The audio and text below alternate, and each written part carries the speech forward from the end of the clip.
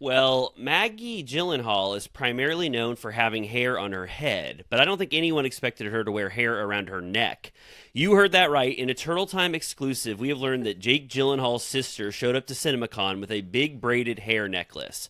But before you get too upset, the truth is it was made by the designer Shia Rapelli and is not made of actual hair. So now when Shia Rapelli says, let your hair down, we know what they mean. Oh my god. I haven't seen this. Are you trying to say Scaparelli?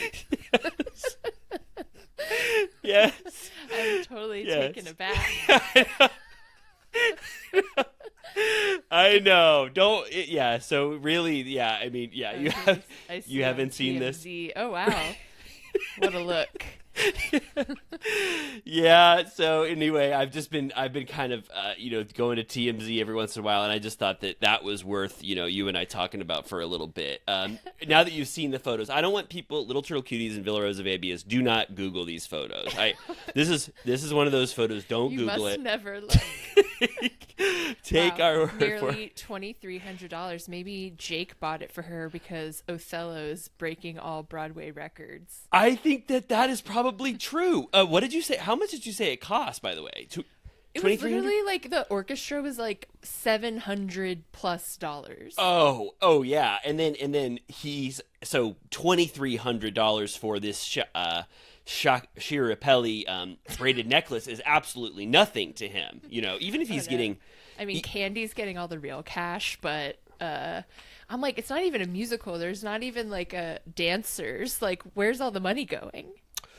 Oh, you mean? Oh yeah, it's got to be just. You said it's Jake and Denzel, right? I think it's bare bones. I don't understand. It's It- just the it's just- sheer talent. They must be, yeah. They must be getting such a huge cut too, though, raking it in with that money. So no wonder Maggie Gyllenhaal is able to go to CinemaCon with that necklace on, right?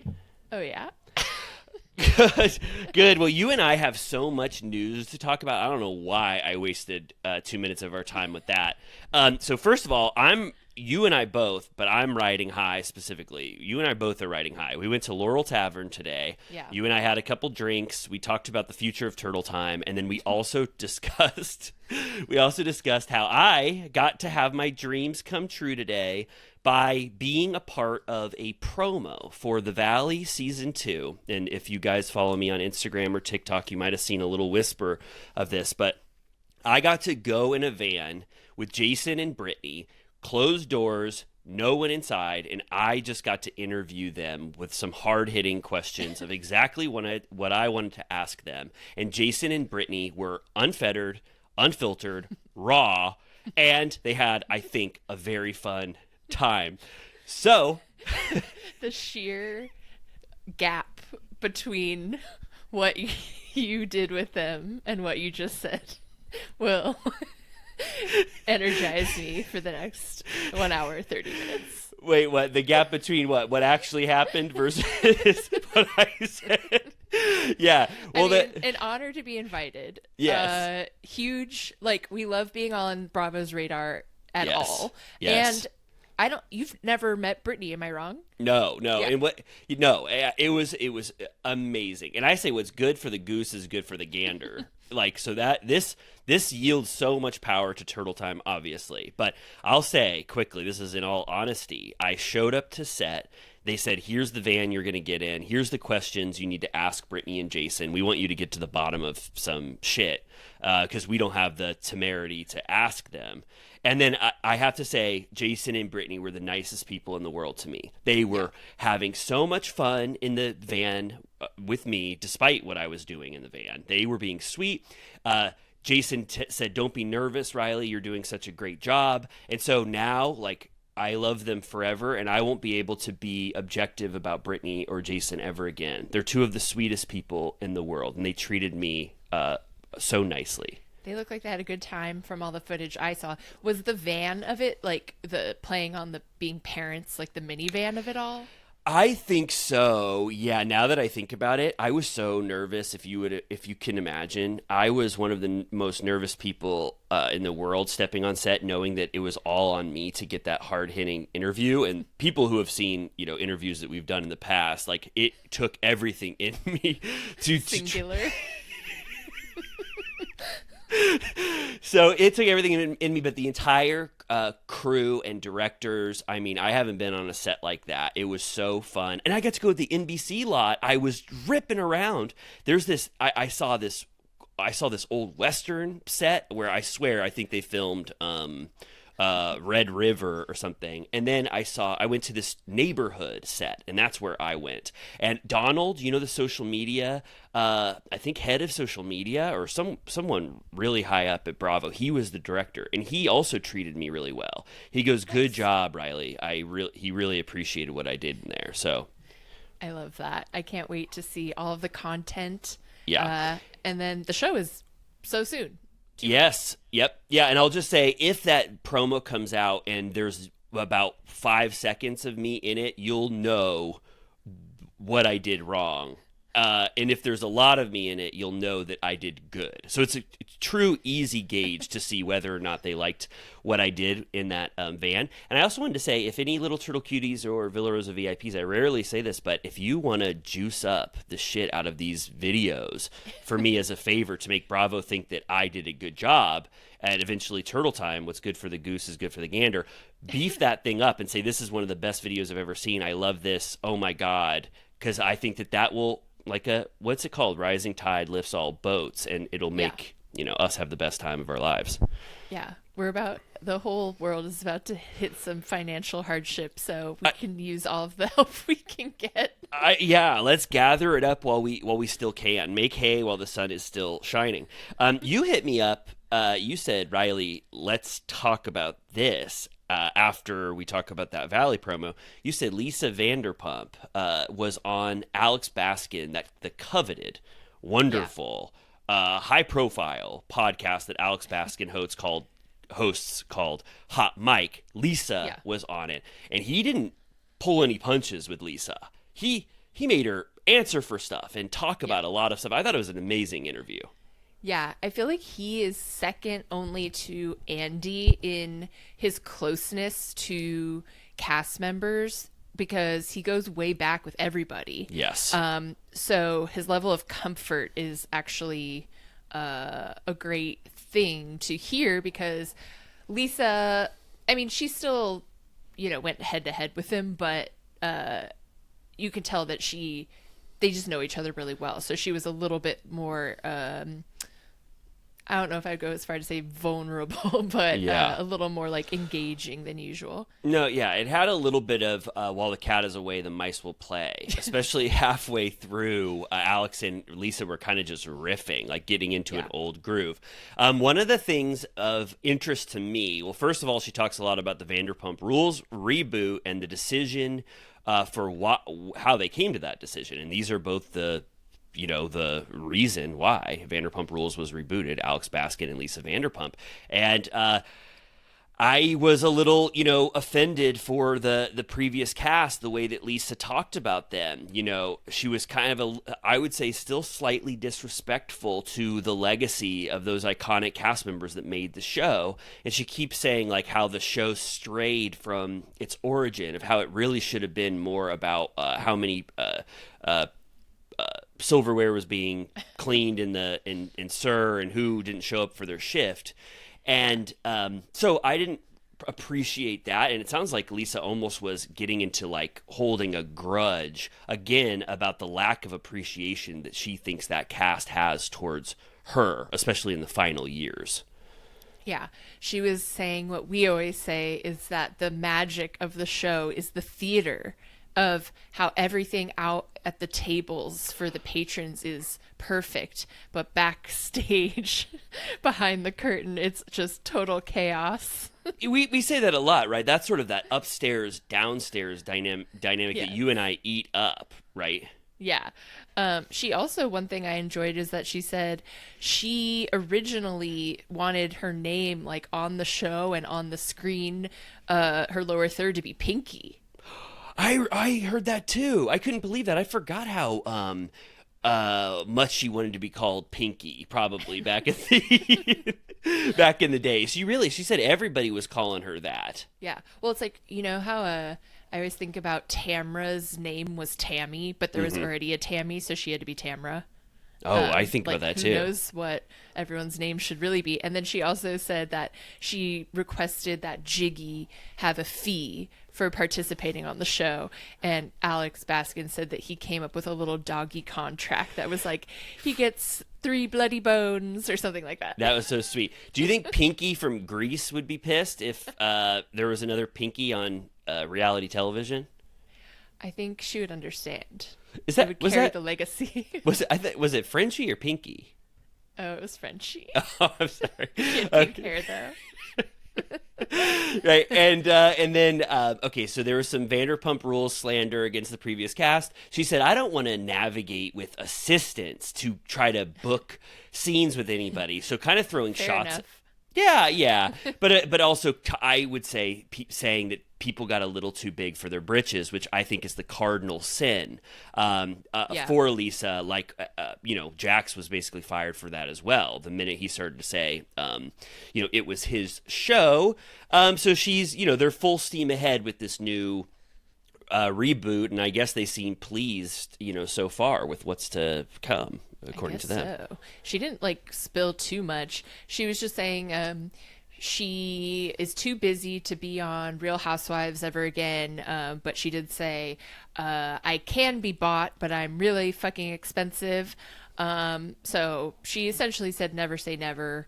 I feel like if she ever needed the cash, maybe she would do it. But otherwise, she's like, I have the new Vanderpump, I have the Vanderpump Villa, I have the restaurant. She was like, Wolf is the top 25 new restaurants in USA. She said, yeah. What was that stat? The most photographed? Was it the most photographed? It was the most Yelp. Oh, the it was most based off Yelp. Oh, I know that. Yelp, at a certain threshold, over 10,000 images that somebody takes inside it, it becomes one of the most celebrated restaurants in Yelp history. That's amazing. I also like some of the Beverly Hills shit that she was talking about with Baskin. I like when she said that the overall arc of Beverly Hills was first season she came in, she was the star. People were stunned getting a piece of Pinky for the first time. Jiggy was in the mix. Ken was there. Who the hell is this person? And then by season 2, everyone said, let's take Lisa down. Maloof, Kyle, they all conspire to try to, and then she goes, but the fans lifted me up and pushed back against them. And she said, so then after that, every 2 seasons of Beverly Hills, you can clock it. They relented to the fans because everybody loved her, and then they would try to do a full-blown takedown. And she goes, but when the season 8 takedown didn't happen, I knew the winds were getting harsher and blowing even harder for me. She had the numbers at the ready. She was like 2, 4, 6, 9. It was me against the wolves every time. I was like, you just remember that? Yeah, and I liked thinking about that because I do know season 2, I know knives were out for Lisa. They said, we got to get this person back down to earth with us. And then she goes, you, Baskin, as for you, Baskin, I was going through one of the worst turmoils of my life with what happened to my brother, and I didn't necessarily want to come back, but you said, Pinky, I think this will be a good season. Please. Pinky, please. This could be a good show for you to do. We'll really, do a good job with everything. And Lisa goes, so I had that in my head. I almost walked away. Baskin told me to stay. So then it gets a little bit more into the decision for her to not go to the reunion. Because if you imagine it, she could have been like, fuck this. I didn't even want to do this season. Yeah. I was grieving for my brother. Kyle comes in my kitchen and starts to call me a liar, even though I swore on my children. So I'm not coming to your fucking reunion. I didn't even want to do this show. Yeah. I think that's still one of the worst decisions that Lisa ever made. Because she showed the hypocrisy of herself, but still, at least there's a little more to that. And maybe it was just for Lisa to get that story out to make me feel sympathetic to her for a second. Yeah, she got pissed off when she was talking about Kyle in the kitchen again. She was like, I was like, get the fuck out of my house. She was so pissed for a second at Kyle. She goes, doesn't Kyle say every year that she's going to leave Beverly Hills and then like clockwork, she comes back every time? And He was like, everybody does that. yeah. So good interview. I mean, if you want a little, it'll make you mad. I think if you love Vanderpump Rules and you think that she is not respecting the legacy of what actually made Vanderpump Rules work, if Lisa would have had her way and it was Peter and Vale, and then we started focusing on who's the Adam from season 6 and all the Jeremy. new. She wanted this rotating cast of people. She keeps saying life is like a restaurant. People dine in and dine out, and they take to-go bags out, and hostesses stand up at host stands. And she goes, that's life. That's the restaurant industry. And it's like, that's not what made Vanderpump Rules great. Like we've said a million times. It is great because of the magic of those 8 or 9 cast members working like a beautiful Nick Elaine clock. That's what made it beautiful. So Yeah, she was like, not a lot of restaurants would ever allow the level of candor that occurs on Vanderpump Rules. She's like, you're getting a sneak peek because I'm confident and rich that I can show you behind the curtain. She was like, no other restaurant would ever give you that access. She goes, John Hamm, by the way, he said, I love Vanderpump Rules. I always wanted to show... I'm sorry, I'm going to stop doing Lisa. I always wanted a show that showed the upstairs, downstairs world because I was a server before Mad Men. And she goes, that's so interesting, John Hamm, because I liked Mad Men because it showed me what my dad as a ad guy was doing. She's like, my dad was an ad man. It was amazing. I think that was just to throw in that John Hamm, He just keeps anecdote. coming up these days. He's killing it. You just, if you're Ben Stiller or John Hamm, just say like, hey, I like Garcelle. And then that's going to be in the Bravo like Hall of Fame for the rest of your life. Yeah. Also, I was like, so I listened to that. It was like an hour and a half. No, that was only like 45 minutes. But then I had to listen to, for an hour and a half, freaking Sandoval on Vile Files, which I don't recommend. I listened to it for you all. Wow. You loved the first one, I thought, though. I mean, you mean when he like showed up late and it was total chaos? Yeah. Yes. Well, that was like one of the first sneaks that we got of him post Sandoval, so that was exciting. At this point, I really don't understand why he's not laying low. Like, he does not need to speak unfettered into a microphone, let alone with his girlfriend, who them combined is a very unpleasant listen, especially with Nick Viall. So it's like 3 of the worst people that I could ever encounter. Like, I do have an entertainment soft spot for Sandoval in the sense that like he's entertaining, he's so like lacking self-awareness in certain ways, and like that's why he's funny and always entertaining on Vanderpump or Traders or whatever, World's Toughest. But when he just has carte blanche to speak, especially about like his sex life or literally about anything, I'm like, why am I listening to this? Yeah. I agree with you completely.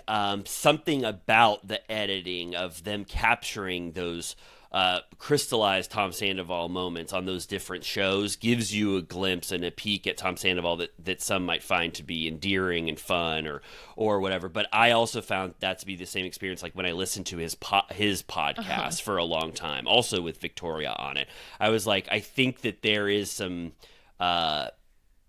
editing justice that Tom Sandoval is getting in a way, because just hearing him talk for 2 hours, you kind of would be either bored stiff or he says a bunch of foot and mouth shit that you don't want to hear. What was you told me the screaming headline for me, I think, if I got this right, I got to look at our text. You said Victoria said that her and him on one of their first dates, they went out to get a big batch of oysters, and they made them so horny that they had to go have sex in a bathroom together. Is that true?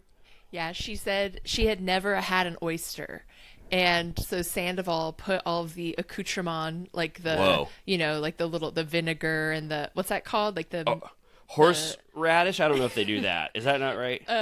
what's that? Whatever. All the stuff. And she was like, he made it so good and I loved it. And we just went right into Craig's and fucked in the bathroom. Holy shit. Have you been to that restaurant, Craig's? No. Oh. No. And then they said, they alluded to having sex many places. They also said they wanted to be the first couple to have sex in space. Whoa. Because they said they looked it up and that had never been done before. She also talked about, they asked about if she dated Leonardo DiCaprio. She said it was like kind of casual. She was like, I'm actually closer with Toby. Really? Another member of the, I won't say the word, but the P-Posse. Yeah, The Pinky Posse. The Pinky Posse. Let's call him that. The disbanded Pinky Posse. She's much better friends with Toby, she said. Yeah. So okay, so we got a glimpse into their sex life. I do think the space thing could happen for them. I mean, either with Elon or Jeff Bezos. Like, maybe they could go with Gail and Katy Perry and just like have sex really quick on the same ship. Oh, what's that reference? You haven't heard about all the bitches going to space? No. Who's that? Really? No, what is that? I'm so My therapist hadn't heard about this either. I can't stop hearing about this. And Oh, yes, I am talking about Katy Perry going to space in therapy. That's awesome. Where? It's what? Lauren Sanchez. Right. His fiance. With Gail King, Katy Perry, and what other bitches? I don't know who some of these other people are. But they're going into it says this will be the first all-female flight crew since Valentina Tereshkova's solo spaceflight in 1963. Wow. Blue Origin said. Oh, so it wouldn't make sense for Tom Sandoval and Victoria to go up on That's that true. one. He would ruin it. Because first of all, it would be rude because it's not all female anymore. And second of all, if they're just there to make love, I think, what are they going to do? All look away at the side of the spaceship while Tom and Victoria make love for the first time in It would ruin space? this landmark feminist moment for us all. I can't fucking believe that Oprah let Gail go. So when is this? Can I ask when they're launching? It's soon. They were like on a magazine cover. When is this? Is it called Blue Origin? Yes. It is? That's the space program? Yes. Okay. They're like on there's like an Elle magazine spread where they're all posed in black wearing fashions. And I'm just like, I really don't get what we're doing here. I feel like there's a lot going on right now and I don't need Gail to be like physically at risk in space. I know. I'm so worried. How many Blue Origins have gone past the threshold? I'm worried. And I keep thinking about this, but I don't think there's any way that Victoria could sneak Tom on. Like, what is she gonna do? Put Tom up there like a dog, like they used to, like just like Sandoval's the test. He's like the Mickey 17, like all space flight. Oh yeah, what was that first dog called? That Russian dog, Lula or something. I worry about that. Me too. Well, good. I can't believe this. So you say to me as a casual Nick Vial listener, I don't need. You just gave me the biggest. You gave me the biggest scoop on that one. He did say that he said Tom was like, I never do coke. I never liked it.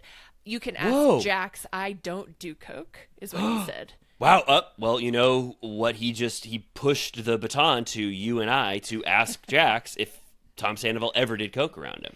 I mean, he would probably throw him under the bus for sure. I think so. They also kept saying over and over again that as a couple that they don't drink very much anymore and that they're homebodies. But I'm like, how long ago was it when they were like going live like all night long? Like that didn't seem that long ago.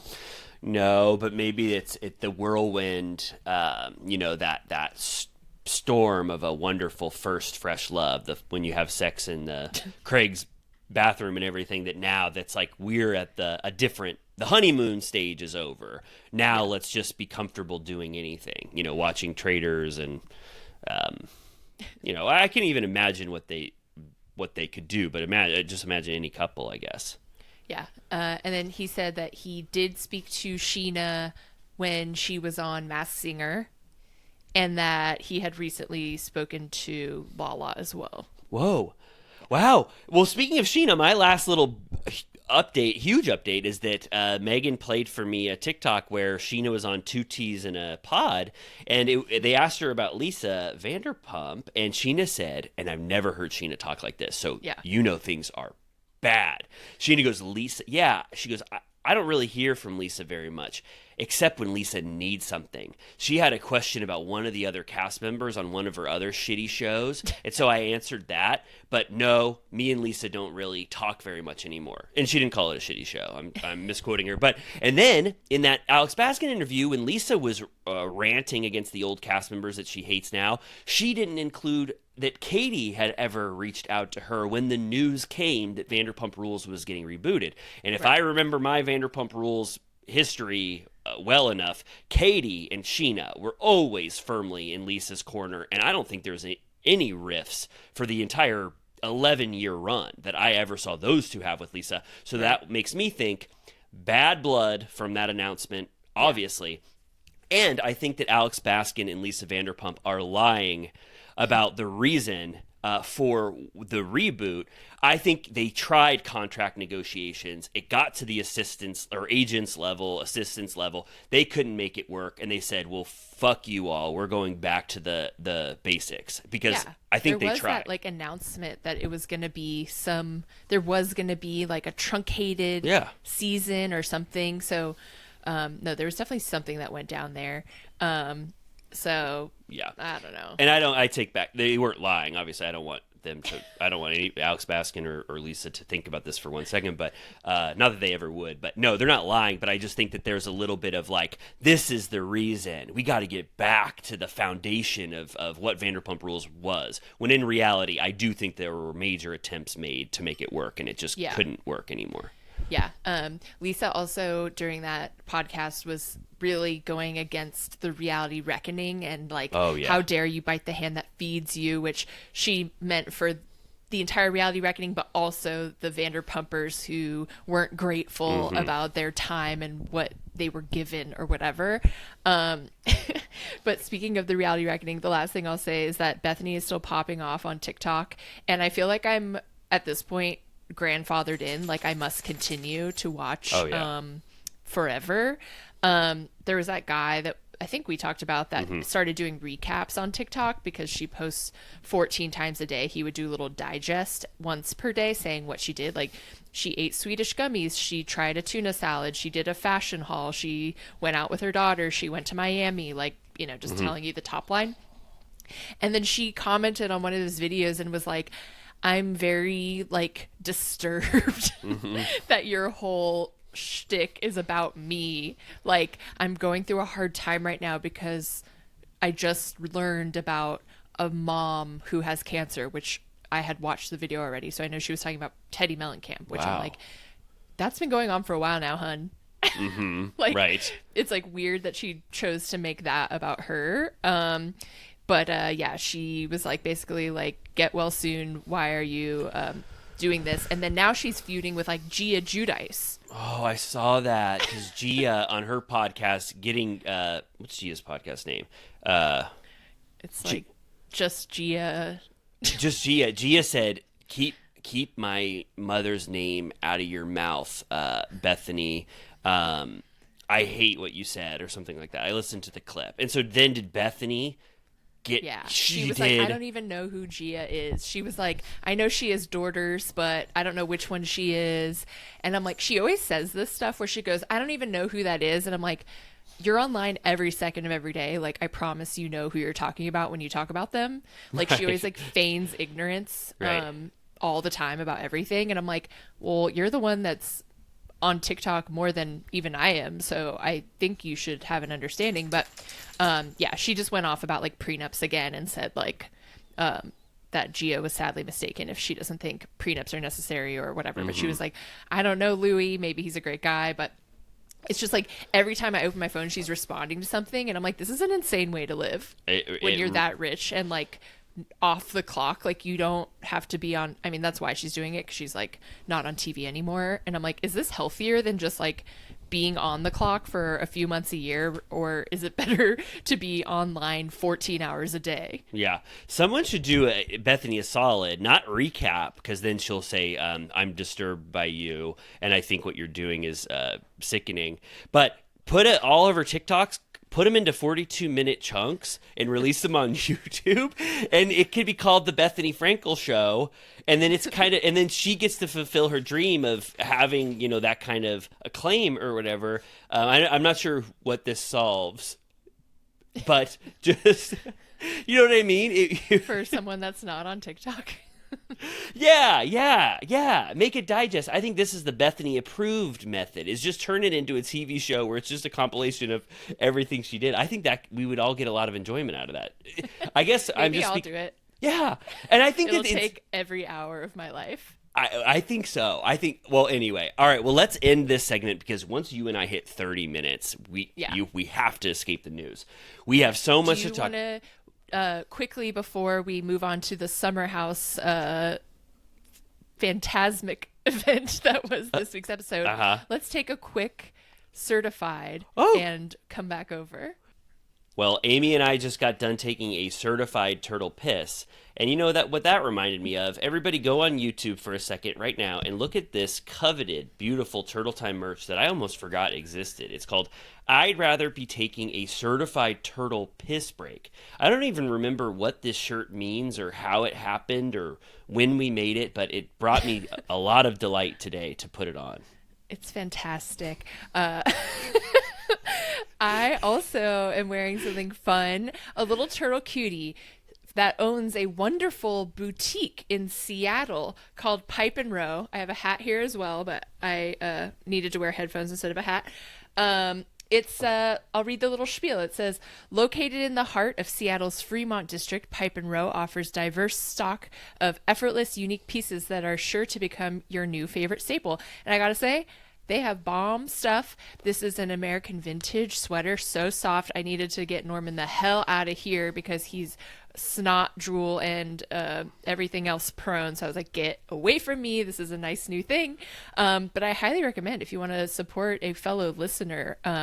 Very well curated, good quality stuff. I got a Flamingo Estate candle that I've been coveting for years, frankly. Wow. It's amazing. I mean, it looks absolutely beautiful what you're wearing now. I love it. The color. We just made people have to go to YouTube immediately. Around the 30-minute mark, everyone just raced over to YouTube to see your beautiful sweater, and then they also took a little peek at what the hell, whatever this kind of shirt that I'm wearing is. But that's amazing. Shout out to the wonderful little turtle cutie. That is so sweet, and we love that. Absolutely. I love our industrious fans that have all these cool businesses. I know. Isn't it amazing, the Turtle Time community, what we're capable of if our minds and spirits are all combined, right? We need each other now more than ever. We stand with our listeners and their commerce. We really do, so much so.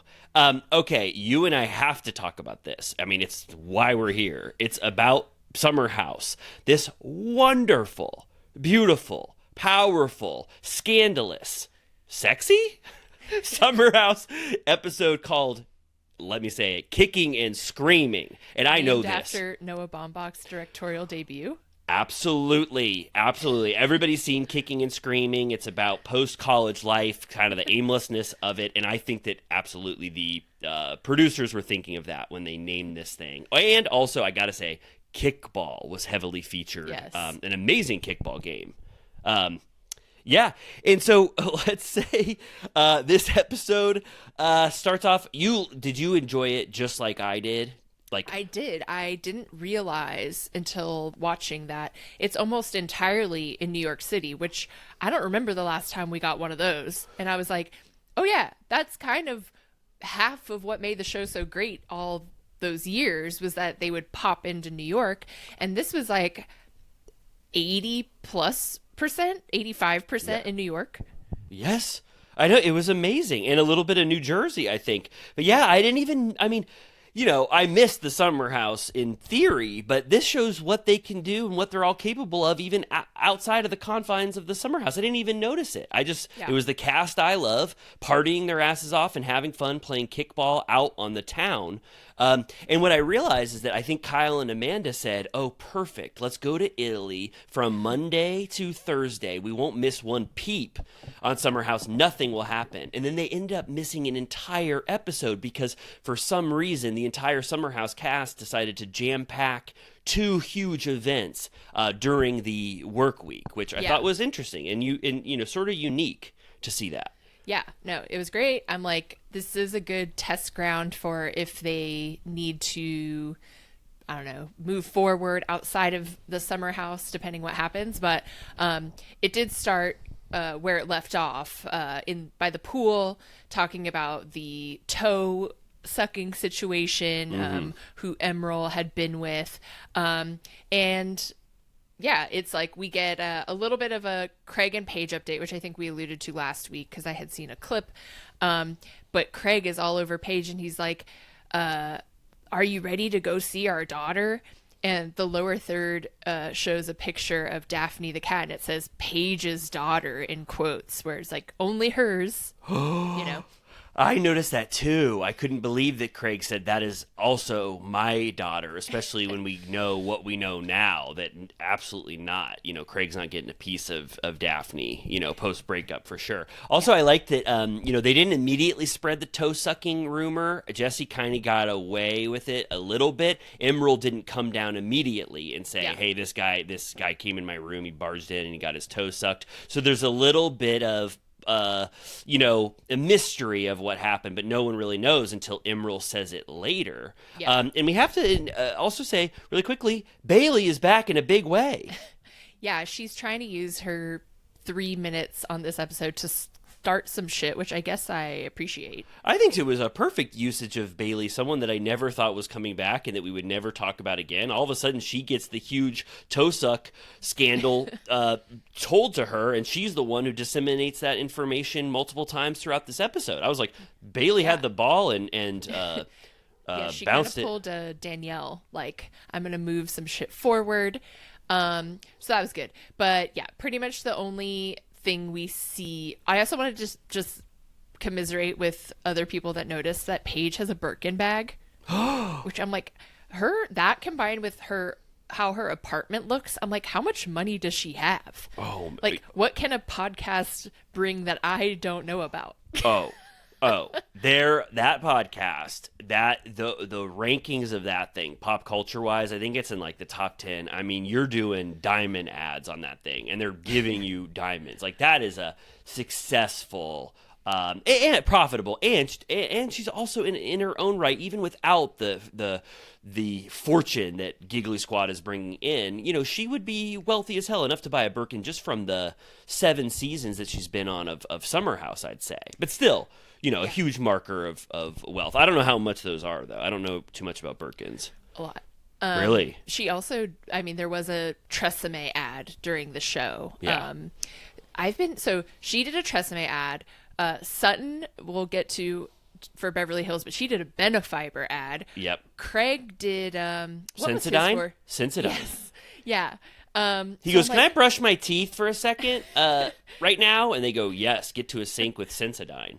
Yeah, so I'm like, it makes sense. We've always seen those like integrations, but it makes total sense. If everyone, the millions of people that you have their eyeballs, why wouldn't you use the talent that they're most interested in, like right during the show? But yeah, so she probably got a pretty penny for that.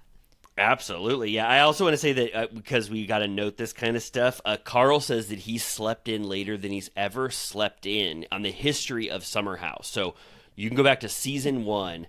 We can pinpoint it right now. This is the latest that Carl has ever slept in because the pirate party was so fun for him. It was rockin'. It totally was. Then we get, we find out that Carl's going to have the soft opening for his soft bar. And he does confirm that he invited Lindsay. He says he's put in about $100,000. And so Lindsay gives some shade later about what she thinks about this event, which we will get into. But that's a lot of money. I mean, 100,000, right? I mean, I don't have anywhere near that, and to put that into a business like that just shows. Isn't that what Tom and Tom put into Tom? 50K Yeah. each. Yeah. And he said, and he also said, he goes, I'm going to get a boat that's going to go from New York to New Jersey and ship bus. Yeah. What's that? It's the bus that people take to the Hamptons. Oh. Yeah. Okay. Oh, and that's what it's called? Yeah, the jitney. Oh, that's amazing. I learned that on Sex and the City when I was like 12. Oh, that is so awesome. I got to watch that episode and learn what it is. And then, they're kind of, Sierra goes, let's get the hell out of this house.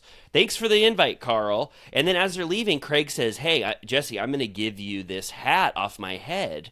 I don't know why. I guess he goes, did you like this hat a lot? Well, I'll get you this hat, but take this one. And Jesse goes, oh my God, Craig's the kind of guy that gives you the hat off of his head. And Paige goes, yeah, that's why he's my number one priority. And she's referencing that Australian dinner, that we talk about every single week. And, she acknowledges, Jesse senses that there's some tension in the air when she says that kind of thing.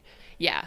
She had said right before this in her confessional that she feels like she can't talk about her career or her tour unless it pertains to him and their relationship, and that he attacks her in a very Southern way, saying that after they talk, she feels icky about herself and she doesn't know why. Like it's like covert or like passive aggressive or something. Do you think that Southern style has slowly infiltrated within Craig? Because wasn't he famously a Northerner? And he was sort of would have grudges against the more Southerners on Southern where's Charm. he from? Like Delaware, or something? Delaware, I think. Him and Joe Biden, and they would ride that whatever that Delaware train is together every once in a while. But maybe she's saying, the culture of the South, passive aggressive or whatever the hell she's saying has infiltrated him. Yeah. Okay, then we're in New York City. We get a glimpse of West at work. Carl working on his event. Lexi and Jesse have a rooftop date. Yeah. And I don't know, it feels real. Yes. Oh yeah. Yes. Let's talk about it. They go on this beautiful rooftop. I was looking at this, marveling at what New Yorkers get to have access to. You see the skyscrapers in the back, this huge building, and I think it was sweet. I really loved Lexi this episode. I thought when they get to that sort of very sad conversation at the end, I thought Lexi brought it completely. She was in touch with her feelings, and this scene is no different. I think that I trust that Jesse sees some spark in Lexi, and obviously Lexi sees that spark in Jesse, and this is them making a huge decision. I mean, I didn't think we would ever see a scene like this, where Jesse says, I want to be exclusive with you. And I think it was heartfelt and meaningful, and that's what he wanted. The one problem is he unfortunately didn't tell her that he put his big toe or small toe or I don't know which toe in a... Which piggy went in a girl's mouth because Emerald said suck on his toe while Emerald was naked about to have a threesome. We kind of left an air of mystery. We got to talk about the toe sucking. I've fully gone away from any idea that he participated in an active naked foursome sexual activity with Emerald and two other people. I now believe the way he's talking about it, that it was just toe sucking. Maybe he did get sexually aroused by it, but regardless of that, the fact that he doesn't want to bring it up to Lexi and is a problem because he obviously thinks it is more, or that she would be upset, which she rightfully is when she learns about that. So not a good Jesse move at all, to start the relationship on a bad toe. Yes. We called out to listeners to say hashtag just the toe or hashtag full on orgy or whatever it was. Mm-hmm. And I was surprised. I thought that people were going to say, you fools, you're so naive always. Like, why are you even believing him? But honestly, a lot of people thought just the toe. Yeah, pride myself on being able to read liars and stinkers and devious people, and the way Jesse is acting, I know he's embarrassed or he didn't want to like get Lexi upset with him, but I don't think you can fake your ass off and actually have sex with people and get away with it like this. Especially you actually convinced me when you said Bravo would be rolling that tape for days if there was even one moan of sexual gratification in that room, you know. Yeah. And the way that it gets talked about ad nauseum in this episode, he kind of ends up framing it in the sense that like he stuck his leg out to be like, this is all you're gonna get, like just the toe or whatever. And he said it enough times that I was kind of like, I believe you, but yeah, like you said, the fact that he kept it from her is enough of a red flag that if I were her, I'd be like, oh, so now this is how you roll already. Yeah. And Emerald admits multiple times that he's the one that said, suck on his toe, suck on his toe in the bed. So Emerald takes the credit for that. I thought it was a beautiful scene. I also thought it was interesting to know that Lexi's great-grandfather has unfortunately been struck by lightning twice and survived. Did you hear that? I mean, that's Canada for you. Am I right? Oh, I forgot that. She's from Canada where they get struck by lightning more? Yeah, I saw a TikTok of her like strolling lethargically through a field. Oh. And she put, you can take the girl out of Canada, but not Canada out of the girl. And all the comments were like, girl, you're from Toronto. Like, you're not from a farm. Oh, that's what the comments said? They were mean about it? Well, they're like, you're from like a big metropolitan city. And she was acting like being from Canada was like the equivalent of being American from like Wyoming when you're from New York City. You know what I say? She gets to say that she's from Canada. I say, let Lexi eat cake. But I also do want to say, Lexi, don't run around in the field. Lightning could strike you just like your forefather. Canadian problem. Yes. So this was, like you said, or like we were starting to talk about, I thought this was a sweet scene, but with an undercurrent of, a bummer decision by Jesse. Yep. Potentially doom, a seed of doom could have been spliced in here. But also, we learn that Lexi isn't so concerned about just the toe sucking. It more becomes kind of wound up with the Sierra flirting, which kind of gets peppered in a little later throughout the episode. Yes. Were you worried that when Wes was at Complex, like Complex looks so cool, but I was worried that he says, we're doing the bucket list challenge, and I almost for a second thought that he was going to try to start the ice bucket challenge again, and I almost screamed, West, don't. We can't go through it again. What year was that? What was going on? Who? It was right before the Imagine video, right? We lost flash mobs, and then people started doing flash mobs on social media. The flash mob urge went digital, and we can never do the ice bucket challenge again. So I was so worried, but thank God it was bucket list challenge. Great. Have we discussed that the phrase bucket list did not exist before that film? No, that it can't be true. It's true. It really. Yes.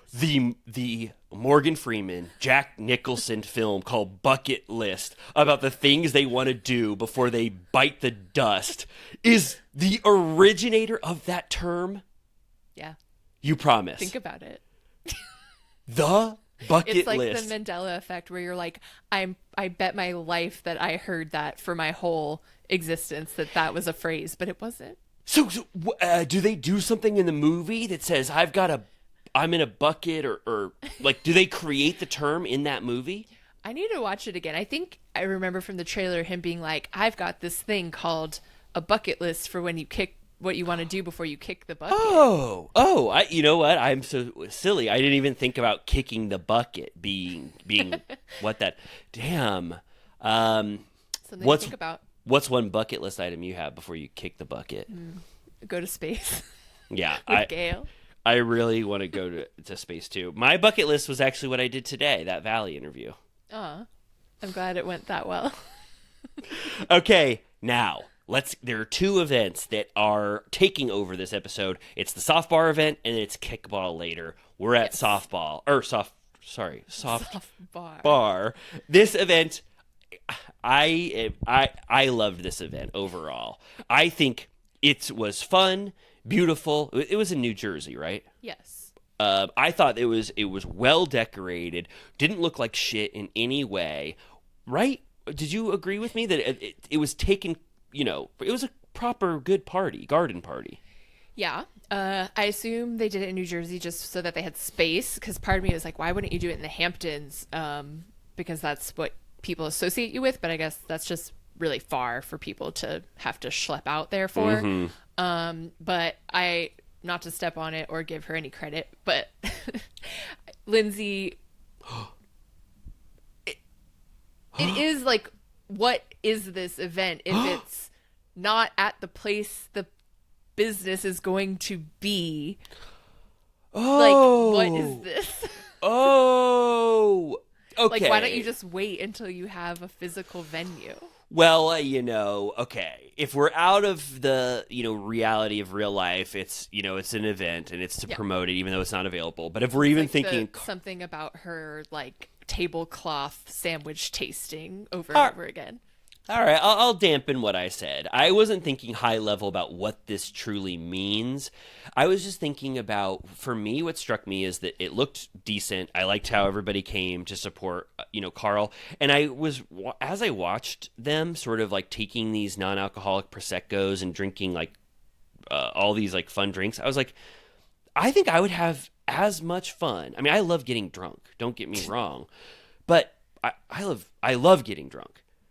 But all of a sudden I was like, I would be having fun trying all these random sparkling mushroom teas and one of those, I don't know. I was like, all of a sudden, like all the elements of a party still seemed there. And I was like, the only thing's missing is my urge to want to deaden myself to get drunk. You know what I mean? It kind of made me rethink what a party is and what alcohol is. And I'm glad that Carl is opening an avenue for them to just drink different flavored waters and cocktail and in that kind of environment. What were the little add-ons called? Like enhancements? Yeah. I love that. Give me a cranberry water and put a tincture of lemongrass herb in it that makes me happy. Like, that would be... Sure. I just, I always... Well, it doesn't matter. Let's go into this more before It did look nice, though, and everyone dressed well, and it was, like, a nice affair. And it makes sense that, like, he wanted to get something in during filming season, so he wasn't going to have a venue ready before the season ended. So he's like, it's worth it to rent out a space to promote the brand when we have millions of people watching, So I get that. There's some heavy hitters here. Lou. Yeah. Jason, Lil, Carl's mom. Lil comes out of the bus. I gotta note this. She comes out of the bus, and just like Maria from Sound of Music, she used the drapes from her house to make her entire outfit. I thought that was amazing, and what an ode to... She's a kook. Yep, she's fun as hell, and I love this stray moment. Carl goes, "How was the bus?" And she goes, and I was like, "Oh my God, how bad was the bus? Like, why? What the hell?" Like, what happened on that bus? Famously, Sonia Morgan would wear a diaper on the jitney, so maybe someone else did that.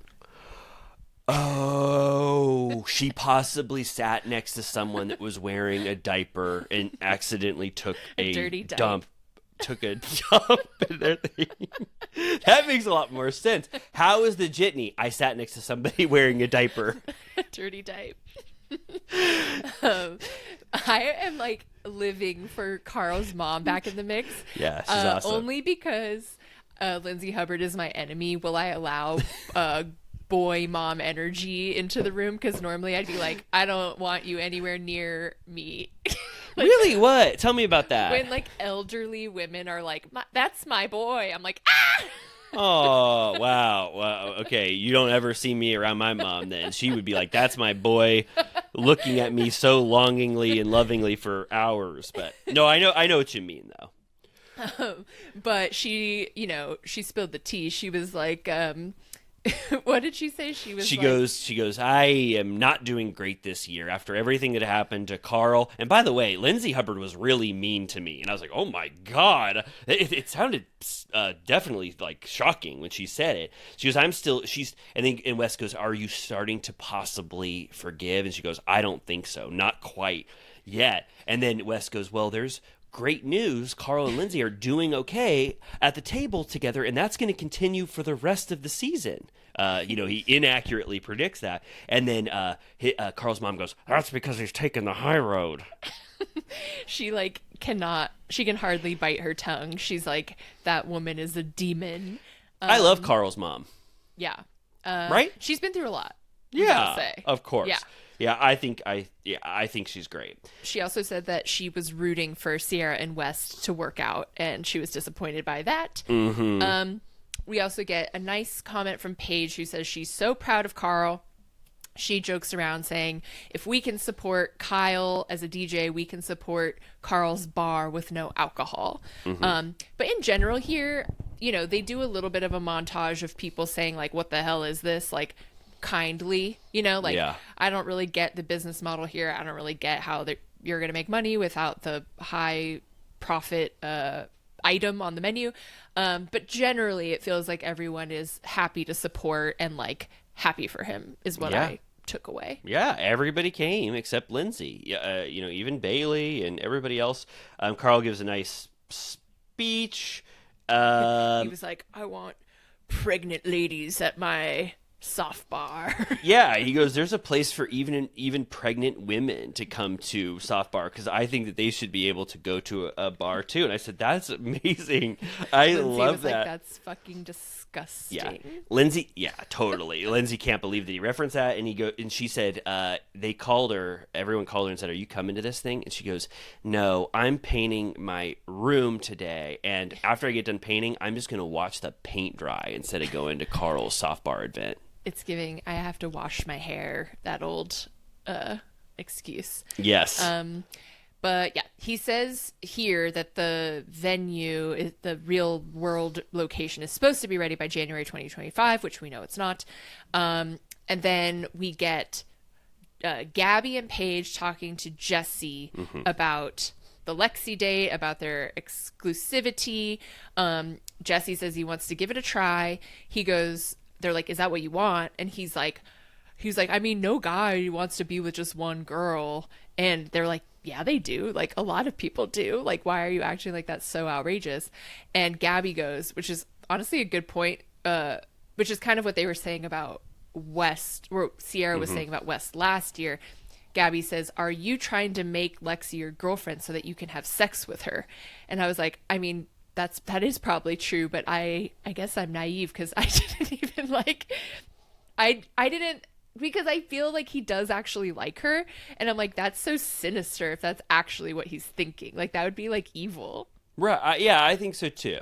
It'd be like the worst case scenario. He'd be like, I want to be exclusive because that's what you deem necessary for us to have sex. Then we have sex, and then you like instantly break up with them or say, I don't want to be exclusive anymore. Yeah, that would be a full trick. Which is what Sierra says that West did. Yes, totally. I don't think that is on the docket for Jesse. I think that the Sierra stuff is just going to bubble up a little bit more throughout the season. There's going to be some other thing that splits Jesse and Lexi potentially, but I do not think, like Gabby insinuates, that Jesse was just trying to, have sex immediately with Lexi. Then Emerald is starting to spread a little bit of spin around in his chair.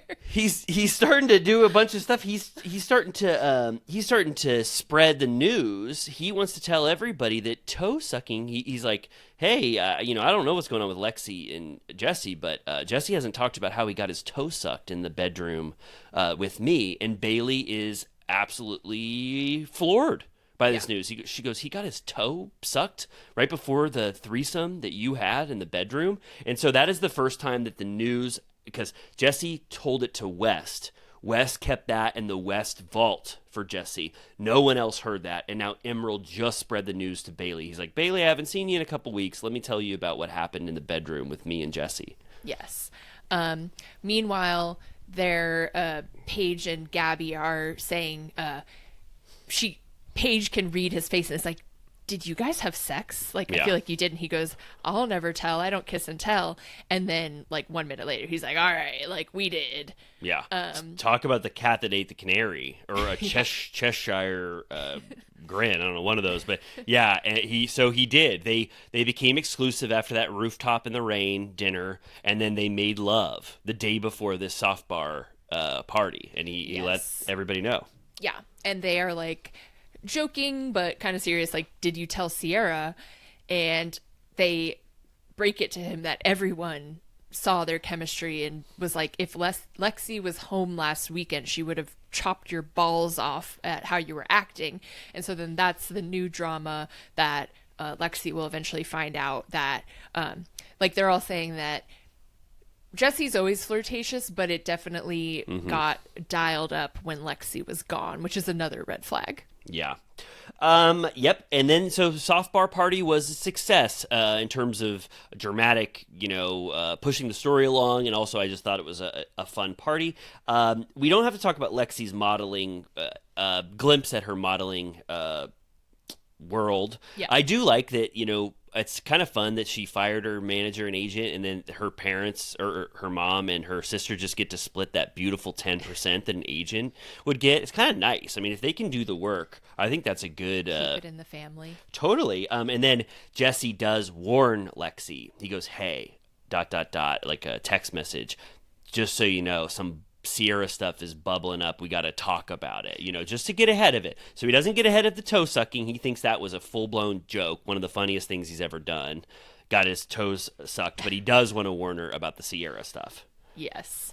We get how does I have how did they tell us about the Lil stuff? Just a little blip where they go back to the soft bar party. We're not done yet. We're not done yet. Where Gabby goes, or Lil says, "Hey, my parents used to. I don't know what the hell this is. NYCFC games. I have no clue what that is. Carl met the parents, Lil's parents, last summer. He bonded like hell with these parents. I mean, could you imagine? You're sitting next to parents, and you're like, this is a slam dunk. I love you both. And they're like, we have a daughter. Her name is Lil. She is so fun. Maybe she should DM you." And Carl's like, well, yeah, I'm getting engaged to Lindsay, but, have her DM me. She get... What is this scenario? Also, my guess, without Googling it for 1 second, is New York City Football Club. Oh, yes. That's my guess. Of course. So he met Lil's parents there. And then Gabby says, well, I know that this is bad because last summer, if she slid into his DMs, that is a time in which Carl was engaged to Lindsay. I'm like, shut the fuck up, Lil. Yeah, I know. Lil really spread that thing. And we'll get into the ramifications of that. It's not yet, but Gabby does. Her mind gets blown, and she's like, that's suspicious as hell. Yeah, I'm like, you told the wrong bitch. Yeah. I keep calling ladies bitches in this episode. I'm just feeling it right now. Okay, so then we go to kickball in the city. It's like West's thing. Apparently last fall they did this, and it was after like postseason, I guess. Yeah, I think so. Yeah. This was fun as hell. The whole kickball game was awesome. You and I talk about how, like, when people do sports on Bravo, it's usually the worst shit you've ever seen in your life. Yeah. They'll, like, throw a tennis ball at one other person. They'll go, I gotta leave now. This sucks. Normally, sports is pure shit. Even you said the New Jersey, those wonderful, famous New Jersey games were the charity games. Even those are getting a little tired. This one brought me back all the sports energy. They show every powerful move of it. It ends with a climactic victory. And I just thought it was a great showcase of this kickball game overall. I was entertained by it the entire time. I was like taking notes, like, but it's organic because they showed us that they did this off camera already. And like Wes said that he was surprised that Sierra and Paige lock in for sports. They're actually really competitive. Meanwhile, of course, Gabby is like, how dare you make me sweat and do something. So she kind of just hangs out with Lindsay on the sidelines. I also thought it was sweet that Wes checked with his OBGYN mom about pregnancy safety for Lindsay. Yeah, I would be so worried if I was on the rival team. I didn't even want to say this, but I would be if I heard if someone said don't do anything wrong, there's a pregnant person on the opposing team. I have the luck where my kickball would like hit that person in the head, and I would just feel bad for the rest of my life. Like, you know what I mean? To get that news, I have to say the level of play was not concerning to me. I think it was okay, but luck-wise, though, that wouldn't matter to me. That thing would instantly go to the one person that it wasn't supposed to hit. So it made me want to play, though. It looked really fun. It looked awesome. Do you play kickball ever? Not since like middle school. Okay. Yeah, I played dodgeball briefly as an adult, trying to like do an activity, and I fucking hated it because it was way too competitive, and I was like, y'all need to fucking chill. But kickball looked more fun than dodgeball. Yeah, remember the reason why I'm saying all these sports scenes are such shit is remember the dodgeball scene in Roni? Oh God, I deleted it from my mind. All right, Lindsay and Gabby have a chat. Yes. Hub House says about not going to the soft bar launch. She goes, she starts off pissed because she already knows what she's going to say. She goes, I've already wasted so much time on this man. I'm not going to celebrate you doing something in the future. It's yet another inaction and a waste of money. And I'm like, damn, like... I know, seriously. I'm like, I know what you mean of like, you can pick it apart, but you're just being a hater at this point. Like... you know, and she goes, did the girl show up? So I'm like, okay, she's like very much like on her radar already. Like she's laser focused on this. Yep. She goes, I've been putting the timeline together. And Gabby's like, yeah, so she said that he sat with the parents at the game or whatever, and that she slid into his DMs. And she goes, she was like, there was one morning, because I remember in the timeline from before that he was, I think it was when they drove back separately, remember? And he goes, we're supposed to go to the football game. Oh, yeah. And she doesn't go, but he still goes. Whoa. That's when he met those parents? Because it was like it was like when they clearly already hated each other, they drove home separately, and then he still went. I remember that. You could almost imagine him being at the game. He's bonding with these parents so much, and he goes, you guys don't have a daughter, do you? Because I'm kind of getting tired of what's going on. Yeah.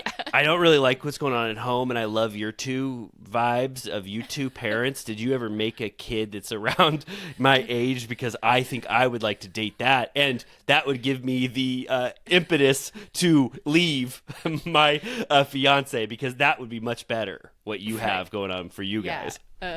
This would be perfect. She says that over his shoulder, she saw... a DM with a phone number that she said he closed immediately. He goes, fuck, fuck, fuck. And she goes, and meanwhile, he's running around saying he's a victim. Yeah. I haven't moved on. I haven't even kissed a girl. Bitch, you've been talking to a girl since before you broke up with me. Gaslighting everyone, manipulating everyone. He's a fraud, he's a phony, he's a liar, and I'm adding cheater to your fucking resume. And Gabby's like, that part, like, she's like 100% on board.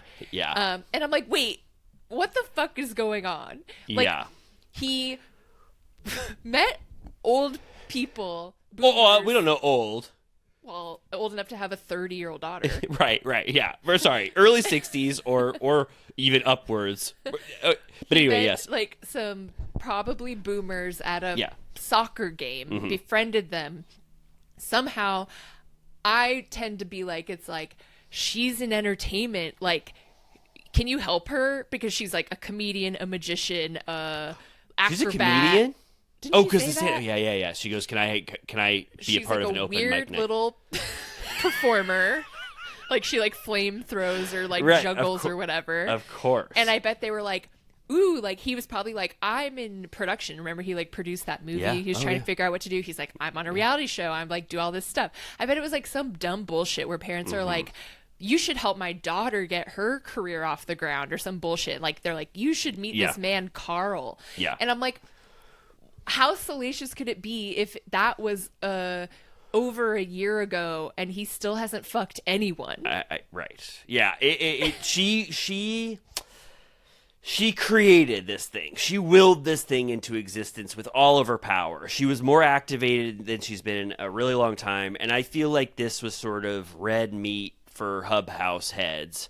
in a way. And also it was kind of like, I think Carl's been getting away with a little too much for the last 8 episodes. I want to reinvigorate the storyline with some anti-Carl hate that will fuel the rest of the season in a way. And then she put it in the most perfect way.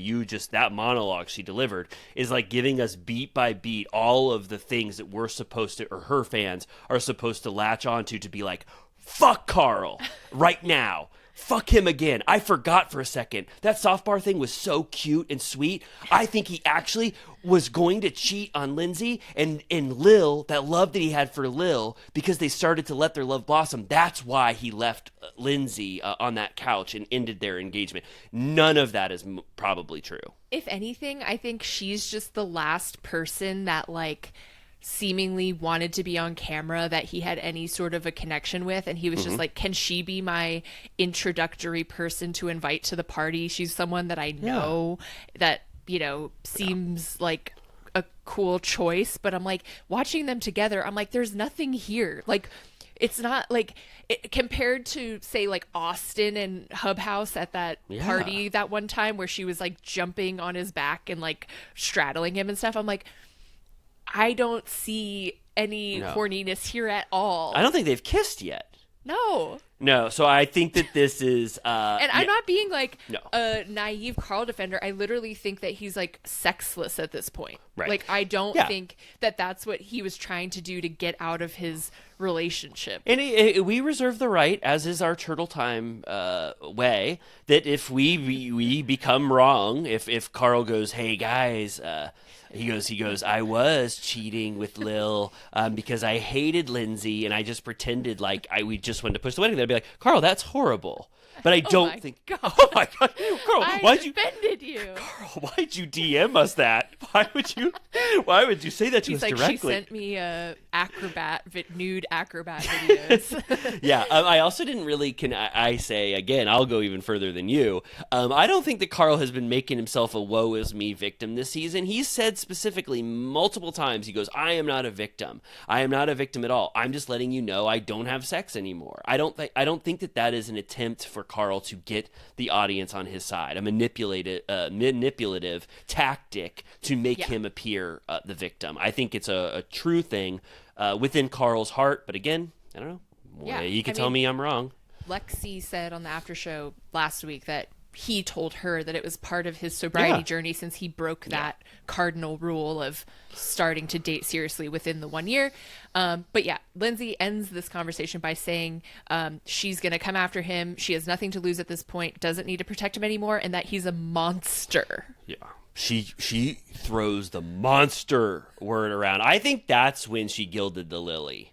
Yeah. I think that's when she went a little too far. She gave it the full Menendez show title. Monsters. I think so too, and also I can tell that this thing is going to land with a thud. I think in the edit, because even when she gives that huge bombshell to Paige, you can see Paige kind of like looking back and forth, like, is this it? And then Lindsay has to go to toe sucking because that thing landed with such a thud. And then also when they show the scene of Lindsay confronting Carl about it next week, I don't see a bunch of like shocked faces like this is the biggest revelation. I think they're just letting Lindsay have some anti-Carl sentiment because that is what she's owed for a season in which Carl did what he did to her, last season. So so they are going to be together at this kickball day. He at one point tries to give her a high five because he doesn't know that this storm is brewing. He's like, we were cool last time I saw you, can I give you a high five? And she goes, no thanks, I'm good. And he's like, what the fuck? And he commiserates to West because I feel like that's what happened to him with Sierra. Sierra is not coming. She's like, I do not want to validate West having an event. And as we said, Kyle and Amanda still in Italy. Yeah, Bailey tells Lexi that Jesse got his toe sucked. Yeah. So that has made its way through to... Yeah, totally. And that's huge, too, because it's not every day we get a real reaction. I think I said this last week. You don't get real reactions of somebody learning something that explosive firsthand right in the moment. So Bailey delivered that news. And you watch Lexi be like, what? Jesse got his toe sucked?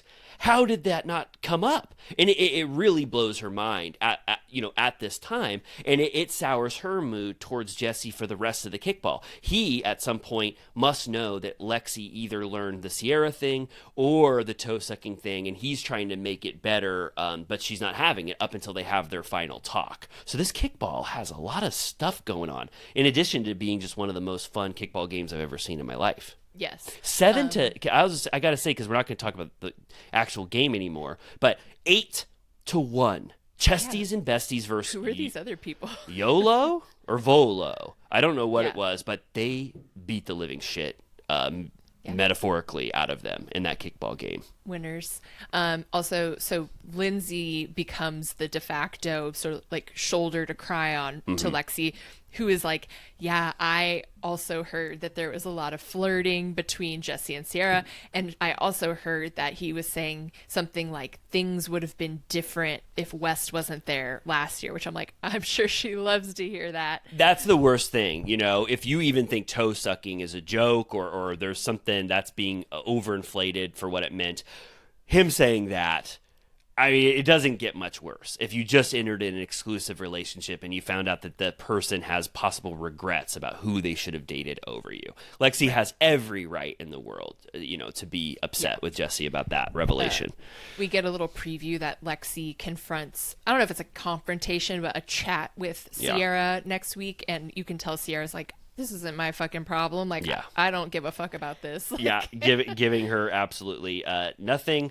You want to get to the final conversation? I think we've it's Lexi. Anything else you want to add before just the Lexi and Jesse sit down? I'll just say that West he does like a killer play where he like tumbles on the ground like 40 times. And I'm like, he really put everything into that. Oh, it was amazing. And then to have it all end with Paige getting the final out for Chesties and Besties to get 8-1. It couldn't have been a more iconic ending. And I was actively like enthralled. It was so fun. Great job to West and everyone involved for making that kickball game one of the best ones I've ever seen in my life.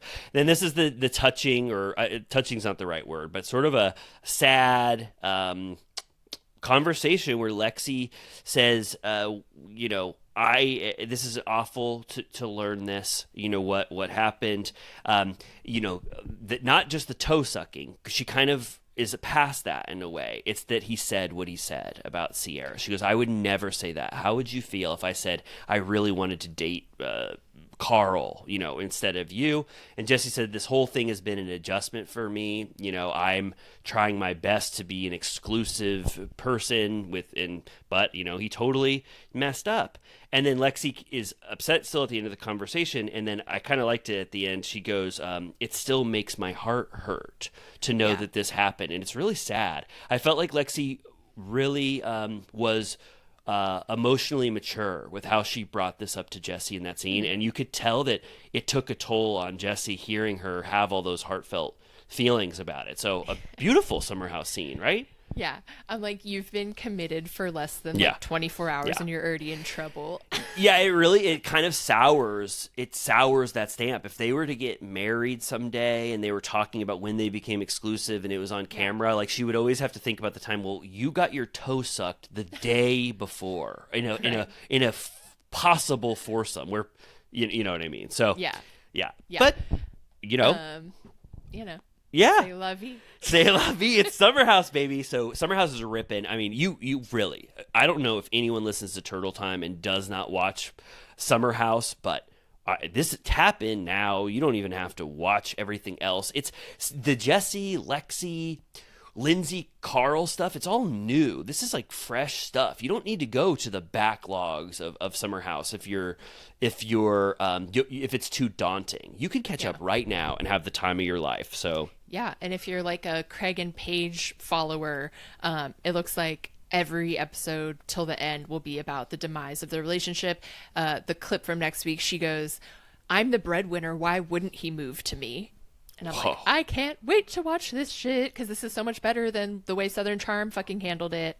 Absolutely. Paige is such a more reliable and fun narrator to get all of our information from throughout this process. Okay, I gotta say, I gotta say, this Beverly Hills reunion, I thought it was an awful season, and there's some fun moments in this shit, but this thing was the epitome of spinning your wheels into dust.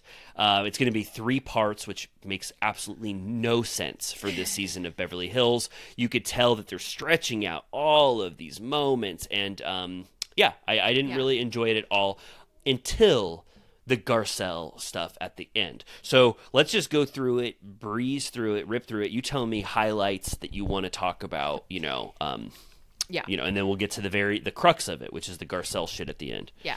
I do enjoy that they still have Andy do the little dressing room check-ins. Mm-hmm. He goes up to Kyle and he's like, so we're doing this again, huh? And she goes 14 times, which is insane to imagine having done 14 reunions. Oh, yeah.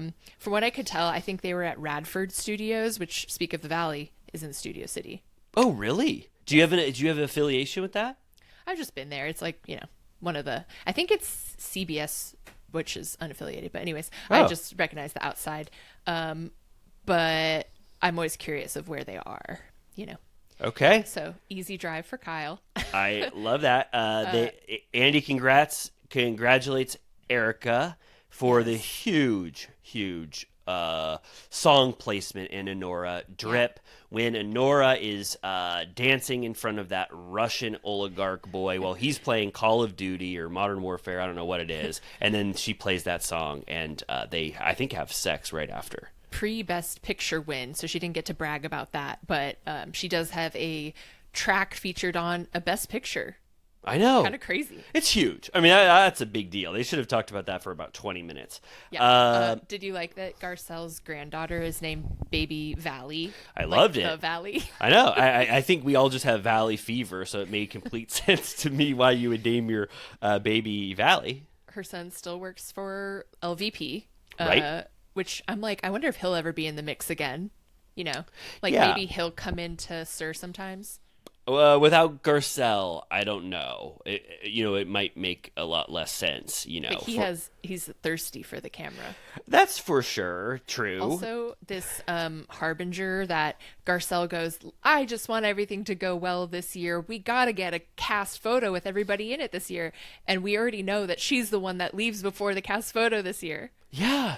I thought that was so wild because they fainted, Sutton fainted. Garcelle went with her to the hospital, so they missed the cast photo last year. So Garcelle wants it, but then we already found out she left before this one. So she says the one thing that ultimately she is responsible for ruining. Yes.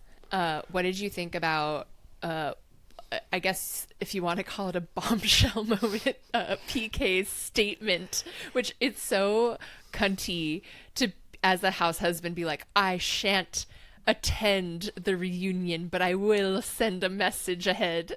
Yeah, I wish that he had come to the forum and stood in the middle and said what he had to say, because you've been on Beverly Hills long enough and you were enough of a presence on this season to where you need to come in and say you're a good dad to everyone. Yeah. But he does say, he goes, I can't do PK very well, but he goes, I'm the one thing, how does PK talk? Hold on.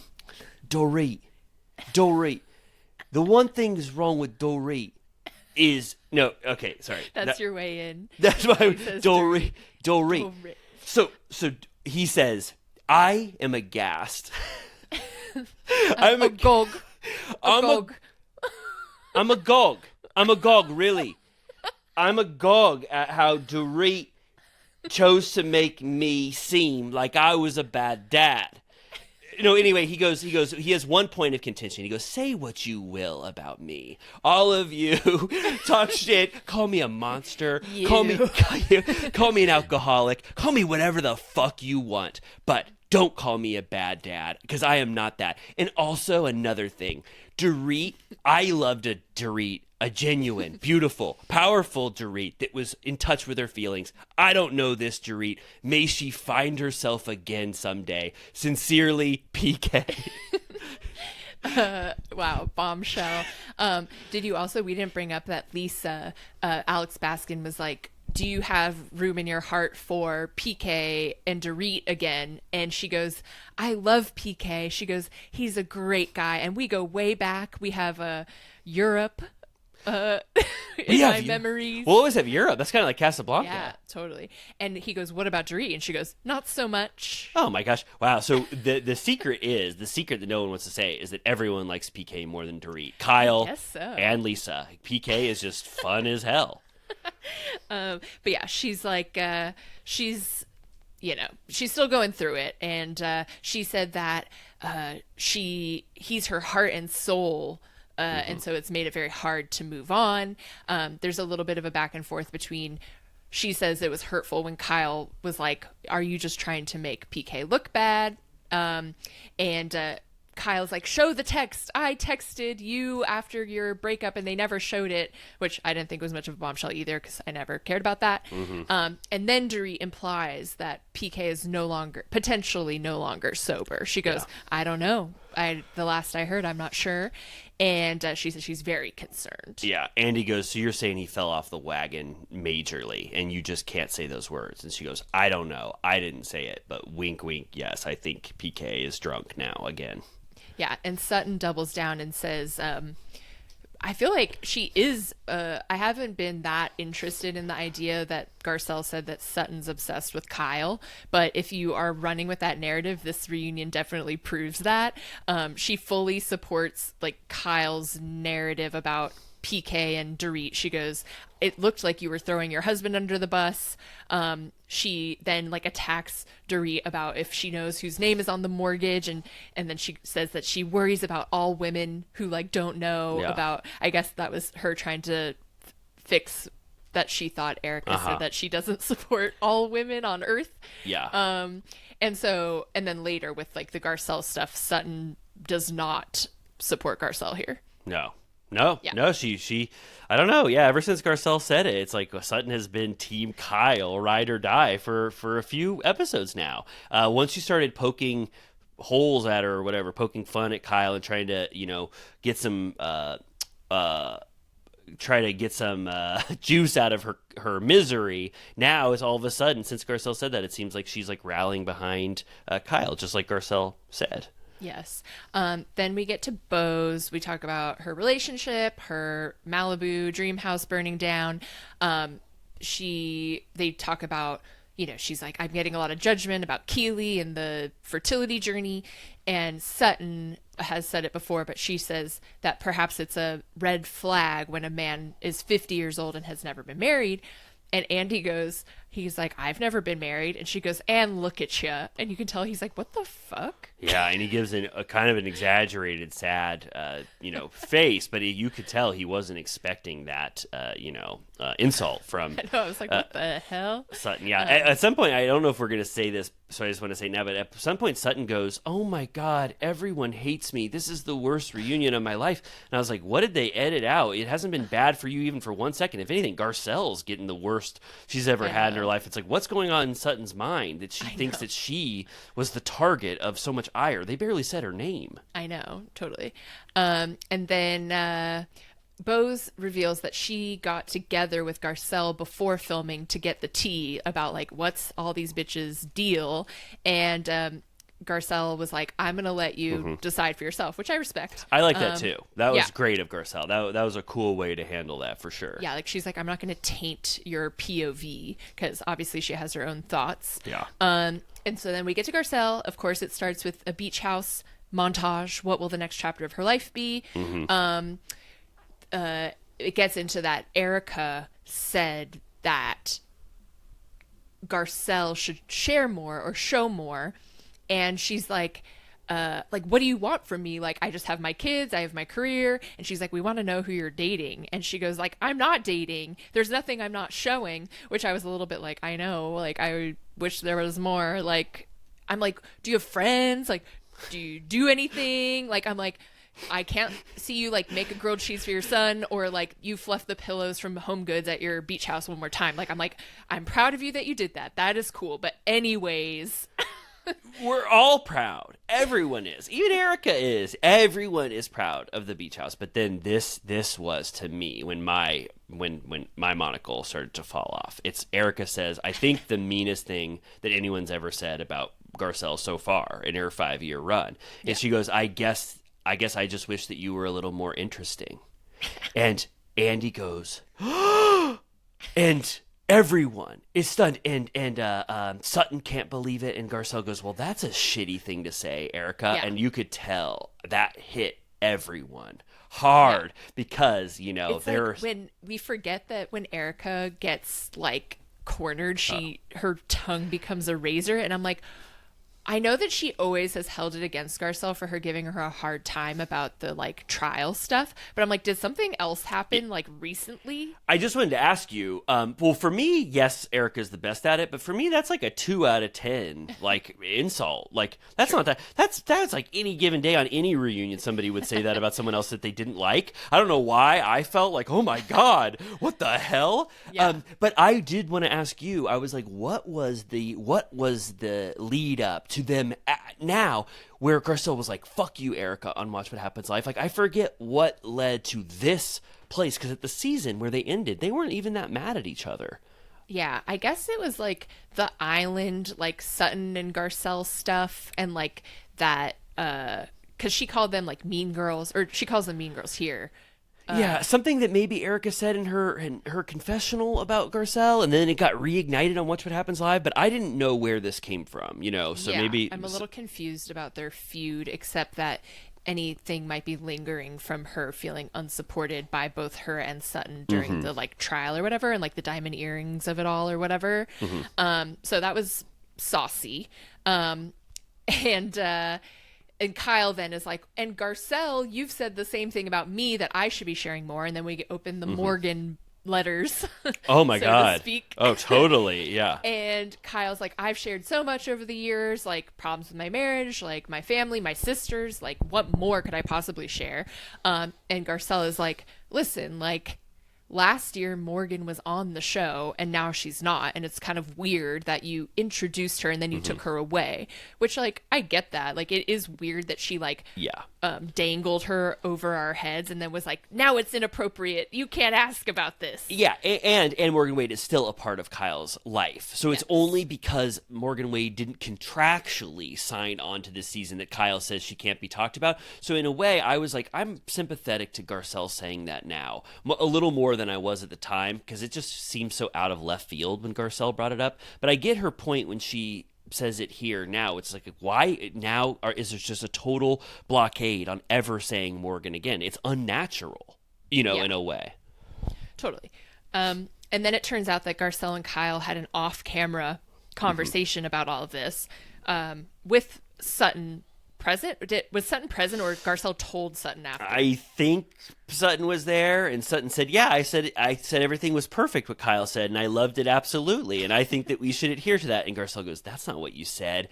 You said chess move. And Kyle goes, I can't fucking believe you said that, Sutton. Sutton goes, oh my God, I love Kyle so much. I can't believe I said something wrong. No!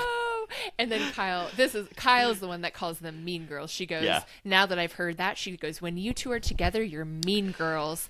And they take offense to that. We talked about that, though. You know, that is exactly what we said. We said that when Garcelle and Sutton were together this season, they said, what can we pull from Kyle, from her storyline, to give us something to talk about? And I don't care what the hell it is. We just want some of that Kyle energy to sustain us. So they did it. And if Kyle wants to label it as a mean girl society, I concur with that. Yeah, totally. They're like conniving together to drum up plot. Yes. Garcelle goes, I thought that when I brought up the Morgan Wade thing at Chuck E. Cheese, we all had a laugh when I was like, if you want to be a lesbian, be a lesbian. And Kyle took it with stride in the moment, but she says, actually, I was thinking, like, how dare you say that? Like, she was like, I'm going to laugh it off. But inside, she was like, you were trying to embarrass me, which is how I was shocked when she said it in the moment. And I was surprised that Kyle let it go. Yeah. I don't know, call me naive, but I thought that Garcelle kind of was being innocent by just saying, like, kind of what you and I said last season about the Morgan Wade, the will they, won't they, or what's going on. I kind of was just, like, happy for Garcelle to just be like, if you want to be a lesbian, just do it. Yeah. Don't care about anyone else. And I thought it's like, that could have been said with pure intent by Garcelle. So I didn't think that was malicious, but Kyle, I believe her that she meant it to be like to diffuse the Yes. topic and to like take the piss, like, yeah. you know, like, I'll just say it, like,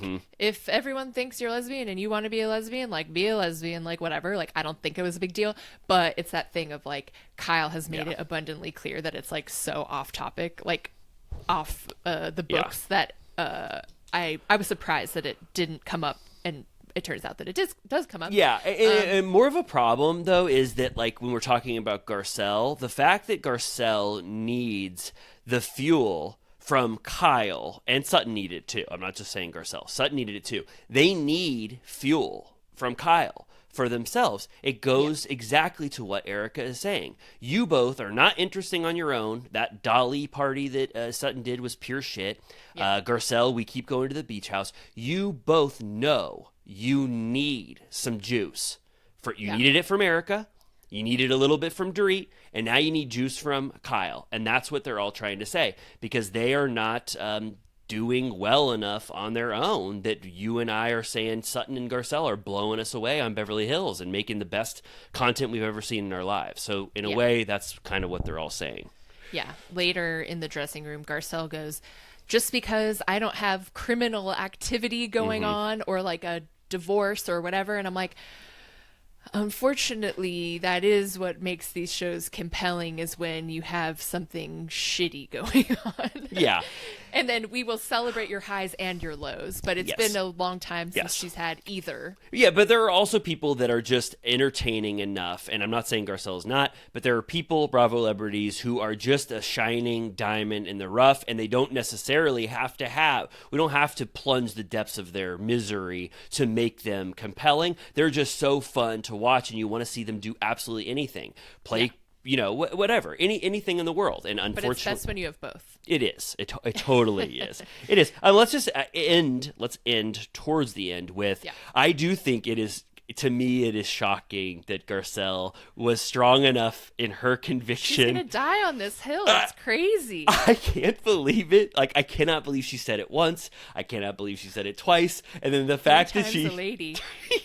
the fact that she says, I am still convinced that this was a setup. I didn't specifically say it was PK. I didn't say you were involved, but my understanding was the implication was definitely that it was PK, and he did this and pulled this on Dorit for some sort of insurance scam. She tries to get out of it, and she's the only one left that still thinks this. And I don't think that Garcelle has any evidence, any actual evidence. I don't think she's looked this story up for 1 second. It's just her perception that is guiding her to say one of the most inflammatory things I've ever heard in my life. Yeah, since Munchausen, I think. And it's not treated like a big deal. It's not a big... People aren't like, that's the most shocking thing I've ever heard in my life. She still thinks Dorit and PK had something to do with a robbery at gunpoint with her children involved in her house. I know. I'm like, she's trying to say, like, I'm not the only one who thinks it, because obviously and it's Reddit.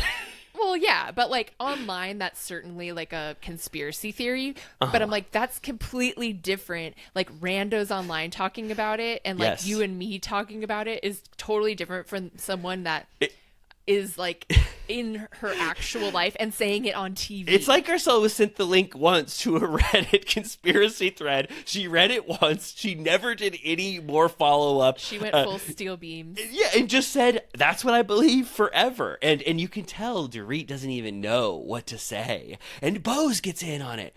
Bose goes, oh my... She goes, that is absolutely awful for you to... Dangerous and terrible. Yeah. Erica goes, Andy... Like, are you going to let this go on?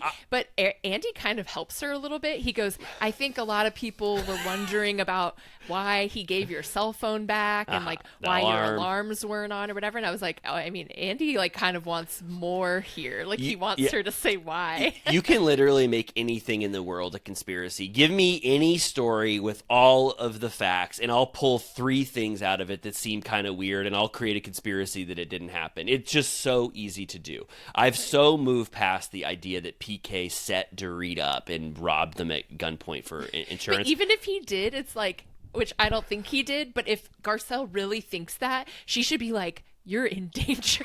Like, Like, you're in grave danger. I'm going to investigate this every day of my life until I get to the bottom of this thing that has affected someone that I'm on a show with.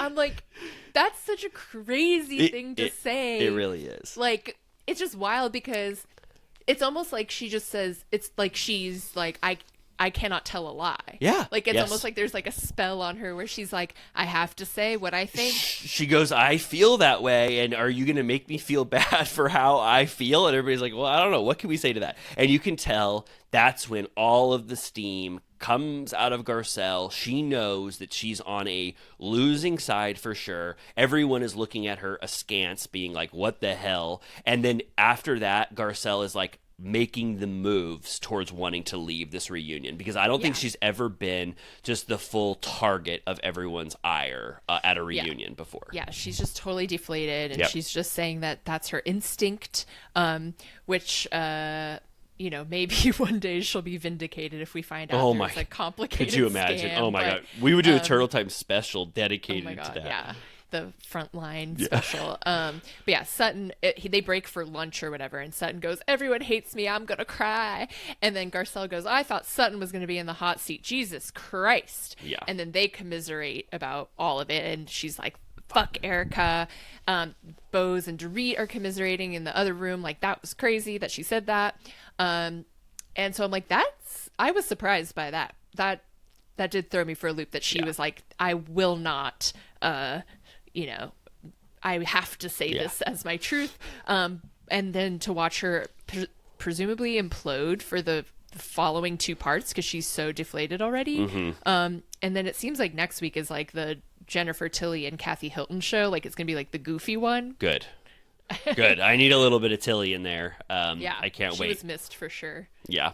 Good. I mean, damn. All right. I mean, yeah, that was fun to talk about, actually. I think that the Garcelle stuff was actually shocking, just like you said. Like, I was not expecting that. I was not expecting the Dorit home invasion shit to come back up. So she's like on the old plot lines. She's like Morgan, Wade, robbery. I'm like, hello. That's what I said. I said 2025. I said she accidentally got slipped season 12 and season 13 script when they were filming season 14. It's like that time that my DirecTV auto played. I was trying to watch a new one, and it played a season with what's her name? Diana Jenkins. And I was like, she's back. Oh my god! Wow, what an era that was. Diana Jenkins. What did Diana Jenkins's iconic quote was? You want a villain? I'll be your villain. Do you remember that iconic Diana Jenkins quote? Her versus Sutton, where Kyle was like trying to like pull Sutton off the couch because she was wasted. She literally like quit drinking because of that. Yeah, totally. Great. Well, okay. I have to say this. I do a Turtle Time check-in at the end of every episode. Did we recap Summer House? Check. Beverly Hills? Check. And was there a news segment? Yes. Wonderful. Well, that means that you and I have accomplished the Turtle Time mission. I want to say, if you enjoyed this mission and you need even more of Turtle Time in your life, please go over to the Turtle Time Patreon. This thing is fun as hell over there. For $5 a month, you get access to over 100 episodes of our Vanderpump Rules recap series. That recap series is just as fun as this. Ask a Villa Rosa VIP. I think they'll tell you. They have just as much fun listening to those recap episodes as the main feeds. I think the same level of energy applies to that space, if not more. We even get even sillier, and we say some paywalled stuff that we would never have the courage to say on the main feed. Absolutely. As Riley shouted out earlier, his weird t-shirt we sell even more. Where that comes from, on Etsy, check out that, follow us, watch on YouTube, subscribe, comment, blah blah blah. Yep. When does this come out? Friday. Make Friday, we've said this before, no, sorry, Thursday, April 3rd. Make Thursday, April 3rd, a Turtle Time day. We love this. That's when you sit down, you listen to the episode, you buy Patreon, you go to the Etsy store, you shop around, and you comment on all of our different platforms. Make Thursday. Get it before the tariffs. Oh, for sure. Who knows where our shit is from? Yeah. Oh, we have. I would love to say USA through and through, but I'm not sure about that. We'll find out someday, too, and make a huge statement about that. But anyway, Amy, I'm going to bid you adieu. Good night, and good night to Little Turtle Cuties and Villa Rosa VIPs. We'll see you very soon next week. Good night and good luck.